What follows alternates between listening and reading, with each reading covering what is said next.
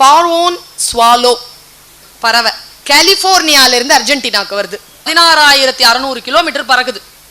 குஞ்சு பொறிச்சு பறவையான உடனே எல்லாரையும் சேர்ந்து மறுபடியும் அர்ஜென்டினாவுக்கு பறக்குதுங்க. எப்படி பறக்கும்? என்ன வழி பார்த்தா கடல் வழி. அது எங்க ஓய்வெடுக்கும்? கடல்ல. அது என்ன சாப்பிடும்? ஃப்ளைட்ல போகல, பறந்து போகுது. 8,300 கிலோமீட்டர் நான் ஸ்டாப் போகுது.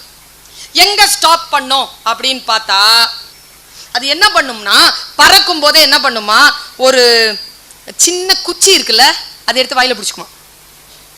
எல்லாம் முன்னால பறக்கிற தாய் பறவை இருக்குல்ல, அது ஒரு இண்டிகேஷன் பண்ண உடனே எல்லாரும் என்ன பண்ணுவாங்க, மீன் வாடை பார்த்த உடனே எல்லாரும் தாழ பறந்து அந்த குச்சியை போட்டுருங்களாம்.